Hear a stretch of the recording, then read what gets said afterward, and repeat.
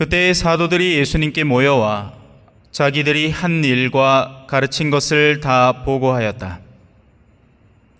그러자 예수님께서 그들에게 너희는 따로 외딴 곳으로 가서 좀 쉬어라 하고 말씀하셨다. 오고 가는 사람들이 너무 많아 음식을 먹을 겨를조차 없었던 것이다. 그래서 그들은 따로 배를 타고 외딴 곳으로 떠나갔다. 그러자 많은 사람이 그들이 떠나는 것을 보고 모든 고을에서 나와 육로로 함께 달려가 그들보다 먼저 그곳에 다다랐다. 예수님께서는 배에서 내리시어 많은 군중을 보시고 가엾은 마음이 드셨다. 그들이 목자 없는 양들 같았기 때문이다. 그래서 그들에게 많은 것을 가르쳐 주기 시작하셨다. 주님의 말씀입니다.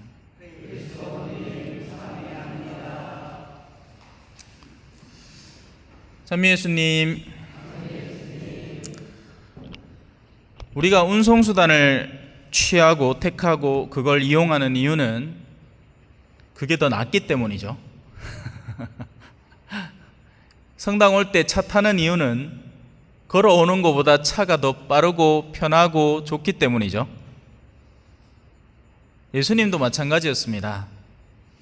호수에서 배를 타는 이유는 배를 타고 가로지르는 것이 거리를 단축시키고 빠르고 편하기 때문에 그렇습니다.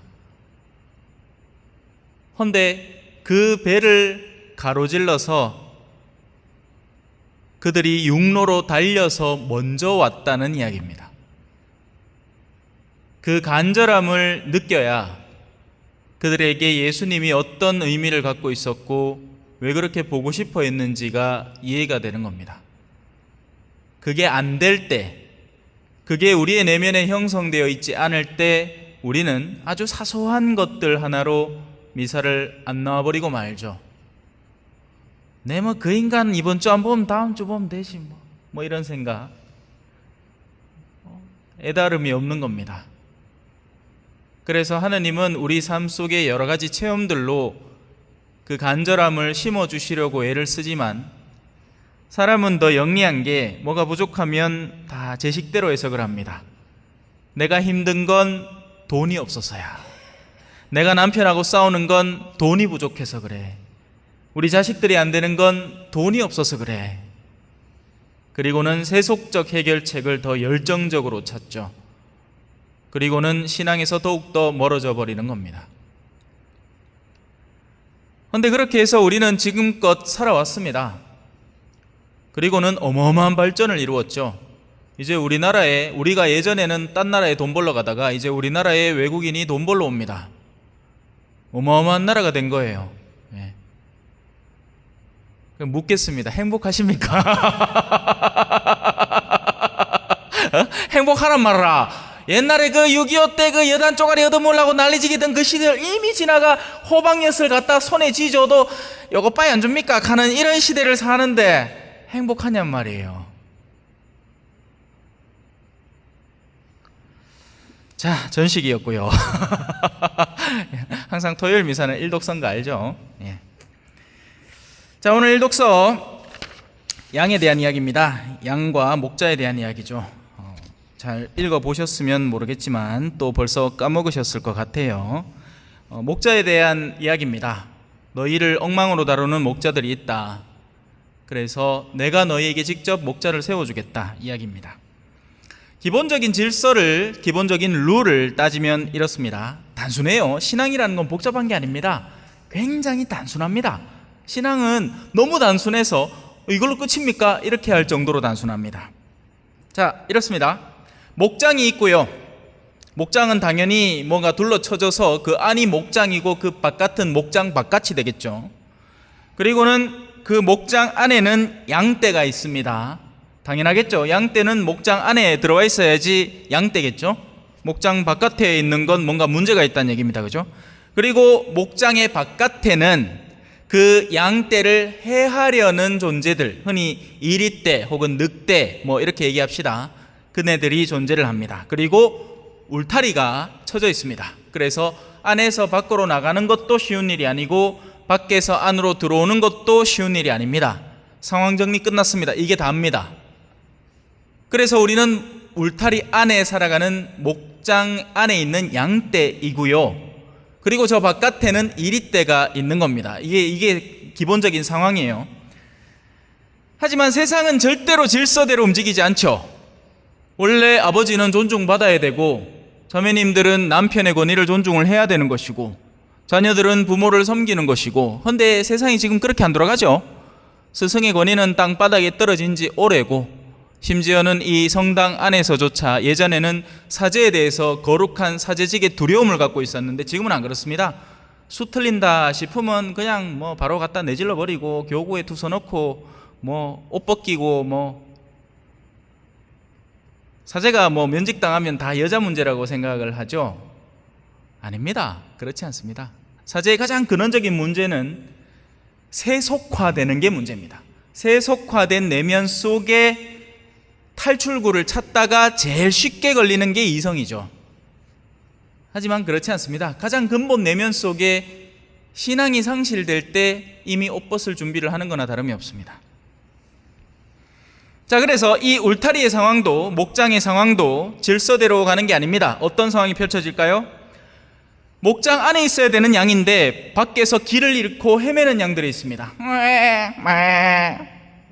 목자님 어디서 하고 막 가시덤불에 찔리고 막 독버섯 무가 배가 아파갖고 죽을락 하고 막 이리떼한테 쫓기갖고 여기저기 막 살은 이만큼 뜯기갖고 막 피가 철철 흐르고 있고 다리는 하나 띡 부러져가 절름절름거리고 생 난리 북새통입니다. 저 바깥에.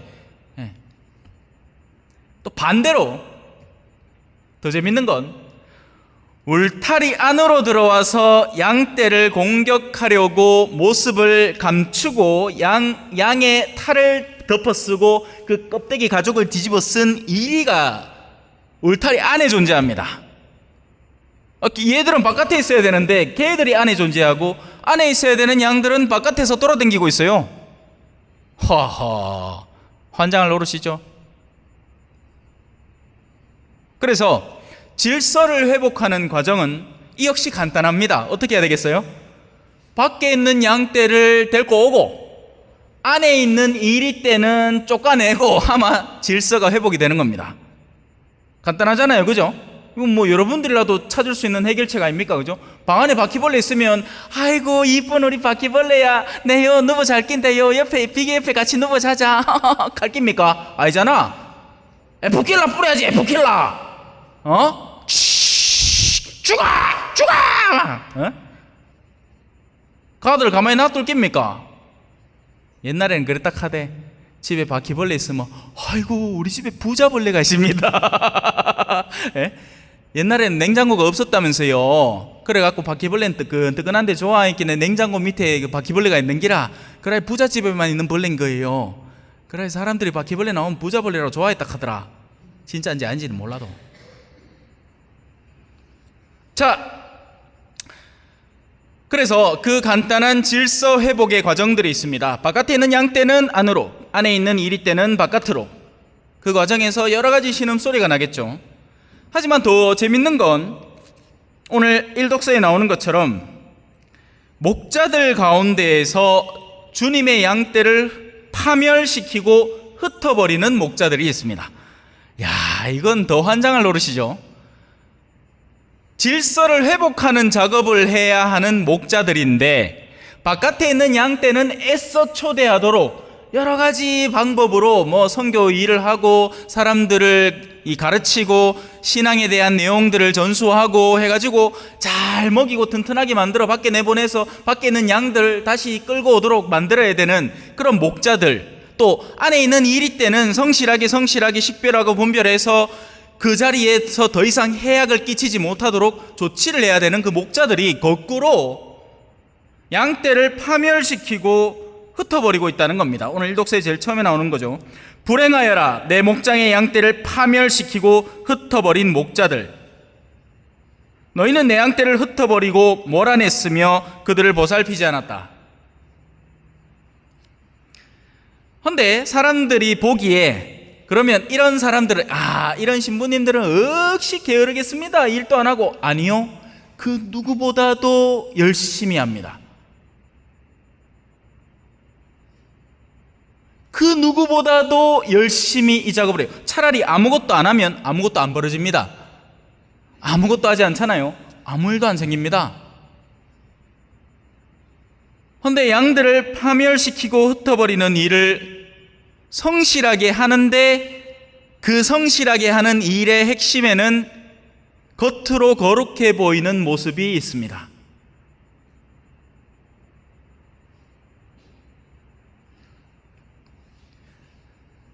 그래서 그들은 누구보다도 열심히 일을 하면서 양들의 유대를 끊고 어둠의 요소를 끌어들여 선한 양들을 파괴하고 그들의 내면 속을 어둠으로 물들이고 흩어버리는 겁니다.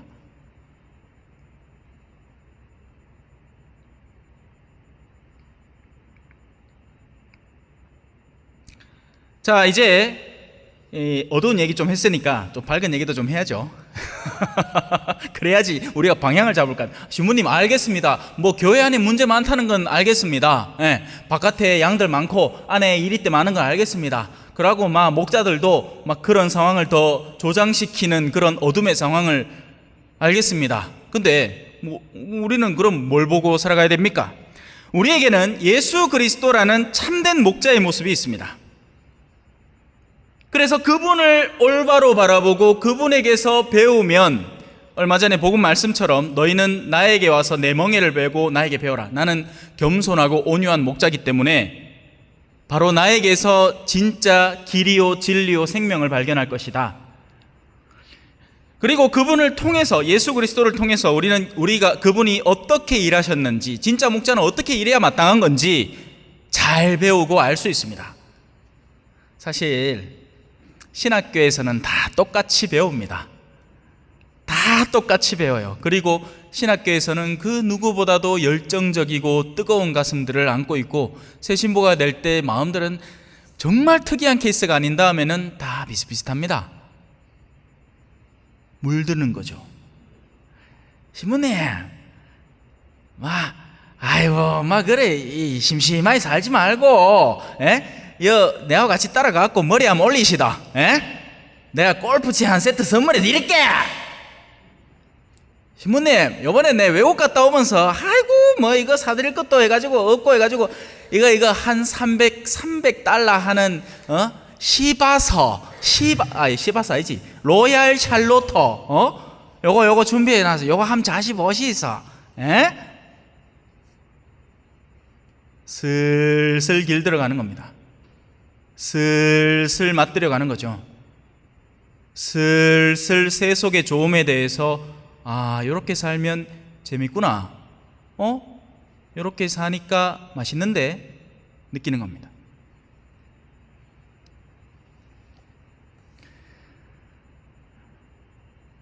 예수 그리스도께서는 선한 영혼들에게 빛을 전해줬습니다. 그래서 아까 제가 강론을 시작하면서 말씀드렸다시피 편한 길 다 놔두고, 그리고 그 사람들은 배를 타고 싶어도 탈 수도 없어요. 가난하기 때문에 그래요. 가난한 이들은요, 좋은 걸 누리고 싶어도 못 누립니다. 하지만 뭘 가지고 있겠어요? 가난한 이들의 특징은 그 뜨거운 열정만큼은 누구에게도 못지 않습니다. 그래서 마음이 가난해야 돼요. 마음이 가난하면 열정을 갖고 있습니다. 그런데 마음이 가난해 보이지 않아요. 뭔가 아쉬운 게 없어요. 그러면 열정이 없습니다. 오늘이 내일이고 내일이 모레고 그냥 다람쥐 쳇바퀴 돌듯이 팽팽팽팽팽 지나가는 거지.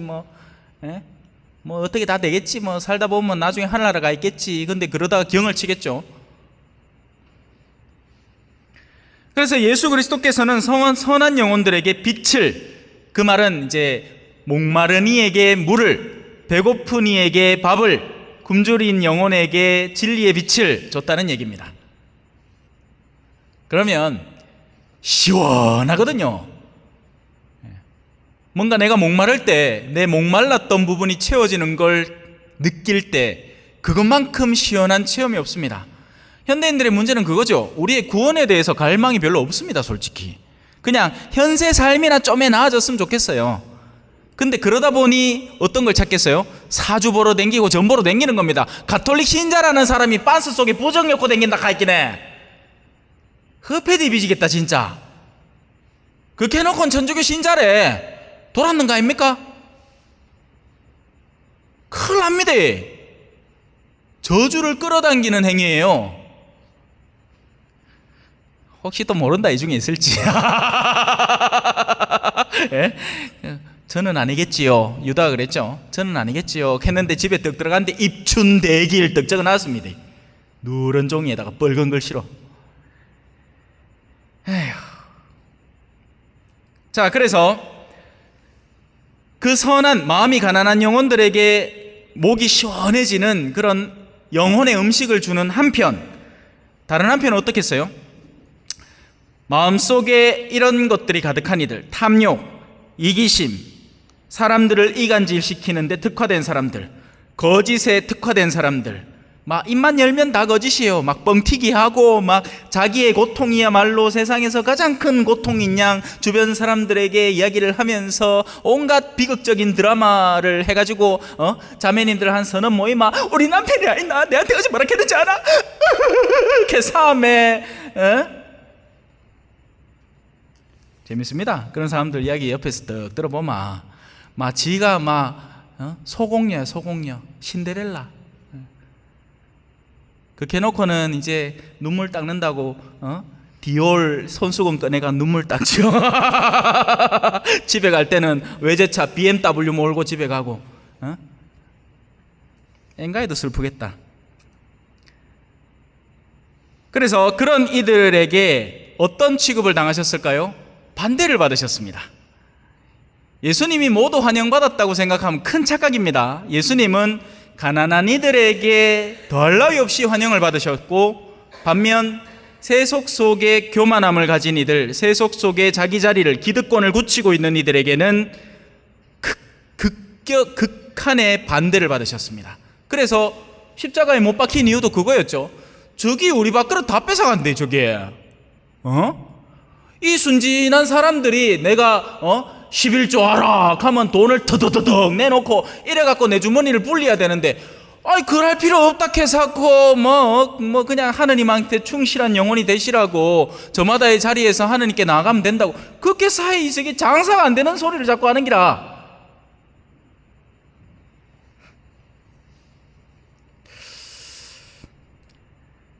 그래서 예수님은 바로 그런 방식으로 질서를 회복하셨습니다. 나 같은 게 하늘나라 가겠습니까? 나 같은 게 구원을 얻을까요? 하느님, 저는 죄인입니다. 나는요 맨날 뭐 좀 할락해도 잘 안 되고요. 그런 이들에게 괜찮습니다. 하느님은 당신을 사랑하십니다. 비록 그 어떤 타이틀도 없고 스펙도 없고 아무것도 없지만 당신의 신실한 마음을 하느님은 알아주시니까 걱정 마세요. 그렇게 해서 집 나갔던 양들을 찾아오고요, 반대로 내 맨키 열심한 사람이 없다. 내 평일미 싹 꼬박꼬박 나오지. 내 뭐 어디에 뭐에 위원장에다가 뭐에 무슨 장에다가 된장에다가 간장에다가 간장 공장장에다가 자기를 그렇게 열심히 내세우는 사람에게는 끄지라 임마. 네 같은 거 필요 없다. 이렇게 얘기하는 분입니다. 그게 질서를 회복하는 길입니다. 그저 단순히 모든 사람에게 좋은 이미지로만 각인되려고 애를 쓰는 게 아닙니다. 흔히 거짓 예언자들이 그렇게 활동을 했습니다. 온갖 임금님 밑에서 임금님 당신의 앞날은 밝을 것이고요, 하느님께서 축복을 가득히 내려주셔가지고 당신이 하는 사업은 다 잘 될 깁니다 하면 그 주인이 기분 좋아가지고 아 그래 내 요번에 한 10억 벌었는데 자 천 먹고 떨어져라. 그럼 둘 다 기분 좋죠? 이 사람은 이 사람대로 이미지 좋고, 오늘은 주인님과 제가 같이 골프 파트너가 되어드릴까요? 사장님 나이스 샷. 그렇게 하다가 골프공 잘못 쳐서 한 명 머리띠 마가 막 얼마 전에 기사 났대요.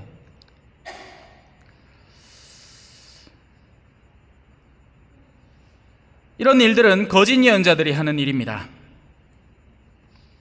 그리고 그들은 바로 그러한 모습을 통해서 울타리 안에 이리떼를 끌어들여 선한 양들이 쫓겨나게 만들기 일쑤입니다. 그 얘기 들어봤습니까? 술사목 들어보셨어요? 이 사람들이 딴 데는 절대 선교를 안 해. 근데 자기들 술 먹을 때는 적극적으로 선교를 합니다. 누구한테? 자기들 자주 가는 술집 사장한테. 가가 아이고 성당아 모시라고 혀는 혀대로 꼬일대로 다 꼬여가지고 그 성당을 말지요. 에? 참 좋습니다. 사장님 나와서 걔가 그 사장 술집이란다. 성당에 끌어들이가 다른 사람들 다 술 동료꾼으로 만들어가 레지오 단원들마다 전신만신 술에 취하게 만들어가. 술사목입니다. 술사목. 그러면 기존에 있던 사람들도 다 나갑니다. 그래놓고는 선교 잘했다고 착각하고 있죠. 아, 저 사람 내가 끌어들인 사람이야. 좋은 일 하셨습니다. 어린아이는 미숙한 존재는, 여기서 어린아이는 단순히 나이가 적다고 어리는 게 아니에요. 영혼의 발달 상황이 제대로 갖춰져 있지 않은 사람을 미숙하다, 어리다 표현하는 겁니다. 어린아이는 좋은 것과 나쁜 것을 구분하지 못합니다. 내가 손에 쥔 게 칼인지 아니면 장난감 칼인지 구분을 못하죠. 그래서 자칫 잘못 보호자가 신경을 제대로 안 쓰면 진짜 칼로 자기를 해치고 있는 경우도 있는 겁니다. 그래서 나쁜 것을 좋은 것인 줄 알고 입속에 집어넣기도 합니다. 먹으면 안 되는 것들, 세제 덩어리 같은 것들 입에 집어넣어 버리는 겁니다. 우리가 올바로 믿기 위해서는 올바른 식별이 필요합니다. 올바른 식별이 없이는 우리는 신앙을 열정적으로 함에 나를 도리어 손상시키는 행위들을 자주 하고 있는 경우가 많습니다. 신앙은 복잡하거나 신앙은 엄청 무거운 게 아닙니다. 신앙은 여러분들이 여러분의 본래의 자리에 있게 만들어주는 겁니다. 거기서 한 걸음씩만 나오면 되는 거예요. 그래야 우리가 올바른 식별을 갖추고 있을 때에야 좋은 것을 나쁘다고 하지 않고 나쁜 것을 좋다고 하지 않게 되는 겁니다. 하지만 적지 않은 경우에 우리 신앙의 과거의 행적들을 되돌아보면 안 좋은 것을 좋다고 하고 있는 경우가 많습니다. 말도 안 되는 신앙의 케이스들을 마치 신앙의 모범적인 행위인 양 자랑하고 있을 때가 많아요. 제가 간간히 강론 때 얘기하죠. 새벽 2시에 주임 신부님이 술에 취해가 사목 임원들하고 어깨동무회가 방문을 꽝 차고 들어갑니다. 근데 그게 마치 나의 자랑거리인 양, 아이고 옛날에 우리 신부님이, 우리 주임 신부님이 우리 집에 그렇게 들어오시갖고 술 한잔 걸치고 가셨습니다. 힘들어 척을 하면서 자랑스럽게 이야기를 하죠. 모범 사례가 아닙니다. 아이고 그때 그 신부님 막 고스톱을 엄청 잘 치갖고 새벽 3시까지 고스톱을 안 친나. 모범 사례가 아닙니다. 아이고 결혼도 뭐 하시는데 그런 거라도 하게 허락해 드려야지. 아니요, 그러면 안 됩니다. 뭐가 좋은지 뭐가 나쁜지 모르면 나쁜 게 좋은 줄 자랑하고 있어요. 원래 술꾼들 모이면 술자리에서 막 자기가 어떤 가장 오래된 술을 얼마나 많이 먹었는지를 미친듯이 자랑하고 있죠. 제정신 들면 다 부끄러울 짓을. 군대 가면요 그렇잖아요. 저도 이제 신학교 4학년 마치고 군대를 갔는데 거기서 자랑한다는 모든 요소들은 내가 얼마나 많은 여자하고 동침했는지 이런 것들을 그 젊은 혈기왕성한 젊은 애들이 자랑하고 있습니다. 그런데 지금은 그 연령대가 훨씬 더 낮아졌어요. 우리 때는 남녀공학 자체가 아니었기 때문에 놀고 싶어도 놀 여자애들이 없었습니다. 그래서 성당 오기도 했고, 지금은 전신만신 남녀공학인데 오늘 고등학교 어떤 선생님이 하는 이야기를 들었어요. 이 사귀는 연령대가 훨씬 낮아졌고, 그리고 더 문제는 아무도 거기에 타치를 안 한다는 겁니다. 그리고 전부 다 부모님들이 맞벌이를 하러 나가기 때문에 집들이 텅텅 비어 있고 거기에서 일찌감치 성에 대한 경험을 한다는 거죠. 근데 그에 대해서 누가 얘기해 줄 수 있느냐? 선생님도 얘기 못합니다. 무엇이 좋은 것인가, 무엇이 나쁜 것인가, 그나마 아직 교회가 정신줄 놓치지 않고 이야기를 해주려고 하지만 이제 교회 자체를 멍청한 요소로 만들어버리죠. 야, 성당을 왜 가노? 이 21세기에 과학의 시대에 아직도 니는 종교를 믿나? 그 멍청한 일을. 아담과 이브가 결혼해갖고 카인과 아벨을 낳았는데 카인이 아벨을 죽였는데 가는 누구하고 결혼하노? 이렇게 하고 앉았는 겁니다.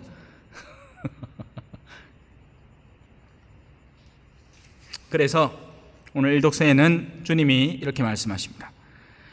내가 그들을 돌보아 줄 목자들을 그들에게 세워주리니 그들은 더 이상 두려워하거나 당황하지 않고 그들 가운데 잃어버리는 양이 하나도 없을 것이다. 아멘.